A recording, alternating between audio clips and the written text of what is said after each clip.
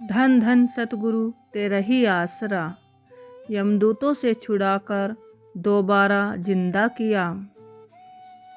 किसी बीमारी के कारण मेरी पत्नी कुछ दिनों से कुरुक्षेत्र के एक अस्पताल में दाखिल थी। मालिक की कृपा से यथायोग्य व मौके पर सेवा संभाल से उसकी बीमारी पर कंट्रोल कर लिया गया था। वह अभी तक पूरी तरह से ठीक नहीं हुई थी। दिनांक 27 सितंबर 1992 की बात है। वह पहले से ही कहीं ज़्यादा स्वस्थ थी, दूध आदि भी लेने लगी थी, जिससे मुझे विश्वास हो गया था कि मेरी पत्नी की बीमारी ठीक हो रही है। उन्हें वहाँ से 1-2 दिन में छुट्टी मिल जाएगी। अचानक मेरी पत्नी को एक झटका सा लगा और देखते ही देखते वह अचेत हो गई। उस समय मैं वहाँ पर मौजूद था। मैंने खुद उसकी नब्ज को हाथ लगाकर देखा तो नब्ज टूट चुकी थी, सांस रुक गई थी, शरीर ठंडा होने लगा। मैंने तुरंत डॉक्टर को सूचित किया। जब उन्होंने जांच की तो निराशा में सिर हिलाकर कपड़े से उसका मुंह ढक दिया। उनकी भाषा में मरीज चल बसा है। यह देखकर व सुनकर मेरे पैरों तले से जमीन खिसक गई। मालिक के भाने के आगे किसी का कोई जोर नहीं चलता। मैं बहुत उदास मन से वहीं सिर झुकाए बैठ गया। कुल मालिक के चरणों में उसे जीवन दान प्रदान करने के लिए मन ही मन अरदास करने लगा। मैं हैरान था कि अचानक ऐसा क्यों हो गया है, जबकि वह पहले से कहीं ज़्यादा स्वस्थ हो गई थी। कुछ देर बाद मैंने अपनी पत्नी के मुर्दा पड़े शरीर में कुछ हरकत सी अनुभव की, पर मैंने हैरान होकर बड़े ध्यान से देखा। वहाँ बेड पर पड़ा उसका शरीर ऐसे कांप रहा था जैसे जाड़े के दिनों में कोई ठिठुरने लगता है। यह देखकर मैंने अपने सतगुरु पूज्य परम पिताजी के चरणों में धन धन सतगुरु तेरा ही आसरा का नारा लगाया। गुरु से होश में लाने की पूरी कोशिश करने लगा। सच्चे पातशाह जी की कृपा से थोड़ी देर बाद मेरी पत्नी पूरी तरह से होश में आ गई। उसके श्वास अपनी नॉर्मल गति से चलने लगे।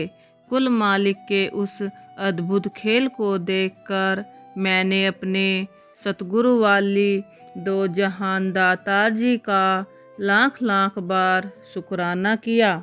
मेरी पत्नी को तब नाम की दात प्राप्त नहीं हुई थी।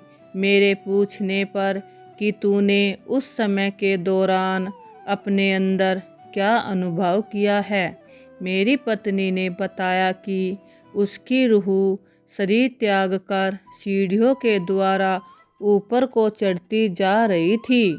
अचानक उसने पीछे मुड़कर देखा तो डर व घबराहट के मारे तेजी से आगे भागने लगी। अति भयानक शक्लों वाले 2 यमदूतों को देखकर वह पसीना पसीना हो गई थी। बेशक मेरी पत्नी ने अभी नामदान प्राप्त नहीं किया था। उसने अपने घर में लगी कुल मालिक की तस्वीरों के दर्शन किए थे। उसने हजूर सच्चे पातशाह जी की महान हस्ती के बारे में सुन रखा था। उन यमदूतों के भय से भागती हुई वह एक बहुत ही बारीक व तंग रास्ते पर जाकर रुक गई।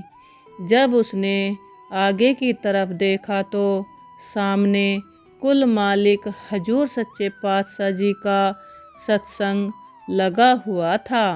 वह भी संगत में जाकर बैठ गई। सत्संग की समाप्ति पर हजूर सच्चे पातशाह जी ने पूछा, बेटा तू यहाँ पर कैसे आ गई? तो इस पर उसने बताया कि यह तो पता नहीं कि मैं यहाँ कैसे पहुँची हूँ। के साथ उसने उन बाहर खड़े यमदूतों की तरफ इशारा करते हुए प्रार्थना की, महाराज जी उनसे मुझे बचा लीजिए, वे अब भी बाहर खड़े मुझे डरा रहे हैं। इस पर पूज्य सतगुरु जी ने ज्यों ही आंख उठाकर उन यमदूतों की तरफ देखा तो वे वहां से ऐसे भागे जैसे सूर्य से निकलने पर अंधेरा भागता है। उन्होंने फिर पीछे मुड़कर भी नहीं देखा कि कोई पीछे आ रहा है या नहीं। उसके बाद पूज्य हजूर महाराज जी मुझे यह कहते हुए यहाँ पर छोड़ गए, बेटा अभी तेरी यहाँ पर कोई ज़रूरत नहीं है।